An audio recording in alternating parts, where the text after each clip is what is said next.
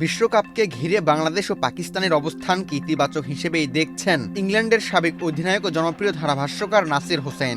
তার মতে বিশ্বকাপ বর্জনের সিদ্ধান্ত নিয়ে বাংলাদেশ সঠিক পথেই হেঁটেছে। খেলোয়াড়দের নিরাপত্তা ও স্বার্থের প্রশ্নে কোনো বোর্ড যদি আপোষ না করে দৃঢ় অবস্থান নেয়, সেটি হওয়া উচিত সুস্থ ক্রিকেট প্রশাসনের উদাহরণ। বান্ডেল থাকলে প্রতি সেনমানিতে টাকা বাঁচবে। বিকাশ সেনমানি বান্ডেল কিনে জিতুন প্রতি লেনদেনে। একই সঙ্গে বাংলাদেশের পাশে দাঁড়ানোর জন্য পাকিস্তানের ভূমিকাকেও প্রশংসা করেছেন তিনি। স্কাই স্পোর্টসের একটি পডকাস্টে নাসির হোসেন বলেন, আমি ব্যক্তিগতভাবে পছন্দ করি যে বাংলাদেশ নিজেদের অবস্থানে অটল থেকেছে এবং নিজেদের খেলোয়াড়দের পক্ষে দাঁড়িয়েছে। পাকিস্তানও বাংলাদেশের পাশে থেকেছে, এটাও আমার ভালো লেগেছে। আসন্ন টি-20 বিশ্বকাপের নিরাপত্তাজনিত কারণ দেখিয়ে ভারতে খেলতে যেতে রাজি হয়নি বাংলাদেশ। শ্রীলঙ্কায় ম্যাচ আয়োজনের প্রস্তাব দিলেও আইসিসি তাতে সম্মতি দেয়নি। শেষ পর্যন্ত বিশ্বকাপ থেকেই বাদ পড়ে যায় টাইগাররা। অন্যদিকে পাকিস্তানের সব ম্যাচ শ্রীলঙ্কায় আয়োজনের সিদ্ধান্ত নেওয়া হলেও বাংলাদেশের সঙ্গে আইসিসির এই আচরণকে অন্যায্য মনে করে ভারতের বিপক্ষে ম্যাচ বয়কট করে পাকিস্তান। এই পুরো পরিস্থিতিতে বাংলাদেশ ও পাকিস্তানকে নিজ নিজ অবস্থানে অনড় থাকতে দেখে সন্তোষ প্রকাশ করেছেন নাসির হোসেন।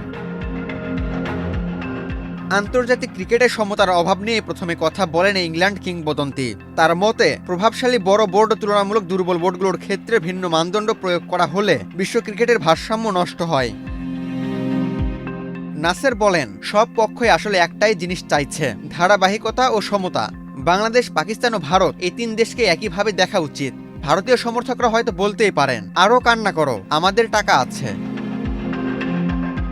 তবে বিসিসিআই এর দায়িত্বের কথাও মনে করিয়ে দেন নাসের। তিনি বলেন, ক্ষমতার সঙ্গে দায়িত্ব আসে। বারবার বাংলাদেশ বা পাকিস্তানকে একপাশে সরিয়ে দিলে তাদের ক্রিকেট ক্ষতিগ্রস্ত হয়। এর ফলেই ভারত পাকিস্তানের মতো বড় ম্যাচগুলো সময়ের সঙ্গে সঙ্গেই ক্রমেই একপেশে হয়ে উঠছে।